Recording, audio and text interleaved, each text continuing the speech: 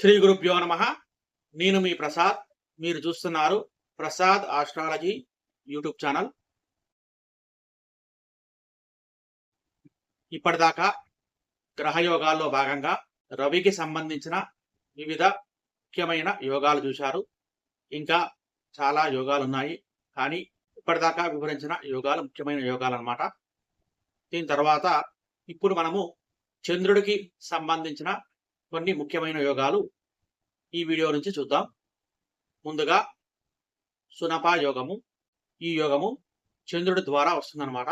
అంటే రవి కాకుండా చంద్రుడి నుండి రెండవ స్థానంలో గ్రహాలు ఉన్నప్పుడు ఏర్పడేది ఈ సునపా యోగము.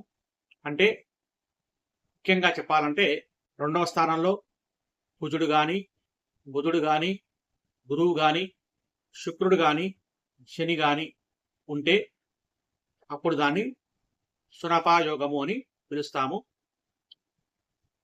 ఈ యోగం వల్ల ముఖ్యంగా స్వార్జితంగా ధన సంపాదన ఉంటుంది. ప్రభువులు లేదా ప్రభు సమాన స్థితి ఉంటుందన్నమాట.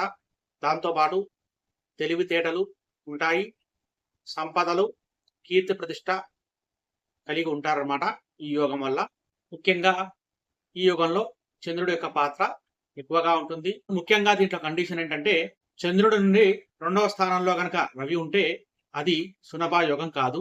అలా కాకుండా కుజుడు కానీ, బుధుడు కానీ, గురువు కానీ, శుక్రుడు కానీ, శని కానీ దీంట్లో 2-3 గ్రహాలు కూడా ఉండవచ్చు. ఈ విధంగా కనుక ఉంటే దీన్ని సునపా యోగము అని పిలుస్తారనమాట. ఇంకా చెప్పాలంటే ఈ సునపా యోగము చంద్రుడు బలంగా ఉండి అది గనక కేంద్ర స్థానం గనక అయితే ఇంకా బాగా బలంగా పనిచేస్తుంది అని కూడా మనం చెప్పవచ్చు.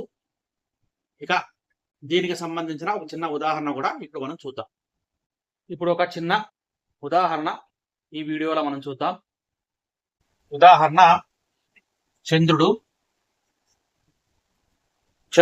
వృషభ రాశిలో ఉండి బుధుడు కానీ, శుక్రుడు కానీ, శని కానీ ఈ విధంగా ఉంటే దీన్ని సునపా యోగము అని చెప్పవచ్చు.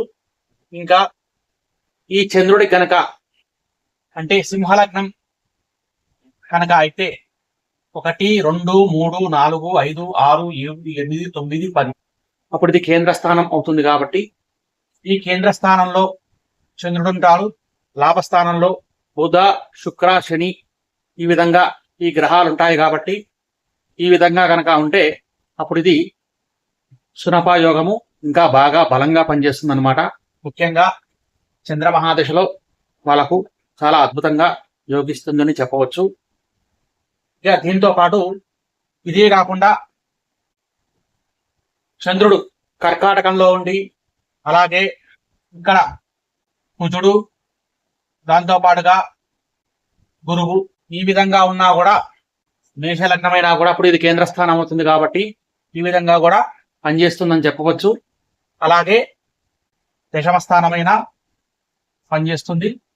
కాకపోతే ఇక్కడ ఈ లగ్నానికి ఈ కుజుడు ప్లస్ గురువు ఇద్దరు కూడా పాపలు అవుతారు. కాబట్టి అదీగాక మామూలుగా శుభుడైనటువంటి చంద్రుడికి పాపాధిపత్యం పడుతుంది. కాబట్టి అంటే తులా లగ్నానికి అంత పనిచేసినా పని చేయకపోయినా అదే మేష లగ్నానికి అయితే మాత్రం బాగా పనిచేస్తుంది అని చెప్పవచ్చు. ఎందుకంటే ఈ మేష లగ్నానికి అది కుజుడు గురువు ఇద్దరు కూడా శుభులే.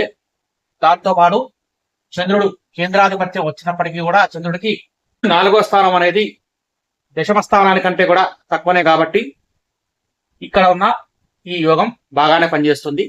అయితే ఈ చంద్రుడికి కుజుడు కాకుండా గురువు ఒకడే ఉండి కుజ దృష్టి ఉన్నా, శని దృష్టి ఉన్నా కొంత యోగ భంగం అయ్యే అవకాశం కూడా ఉంటుందన్నమాట. దాంతోపాటు నవాంశలో కూడా దీని బలాన్ని, అలాగే ముఖ్యంగా ఎందుకంటే ఇది 2వ స్థానం కాబట్టి భావాన్ని కూడా మనం చూసుకొని భావచక్రంలో గనక ఈ గురువు లగ్నంలో కానీ లేదా తృతీయంలో కానీ వచ్చినా అప్పుడు మనకు ఆ యోగం పూర్తిగా పనిచేయదు అని చెప్పవచ్చు. ఇది ఈ సునపా యోగము అనే యోగం గురించి వీడియో. ఈ వీడియో కనుక మీకు నచ్చితే లైక్ చేయండి, షేర్ చేయండి, సబ్స్క్రైబ్ చేసుకోకపోతే సబ్స్క్రైబ్ చేసుకోండి. గోబ్రాహ్మణేభ్యః శుభమస్తు నిత్యం. లోకా సమస్తా సుఖినో భవంతు. స్వస్తి.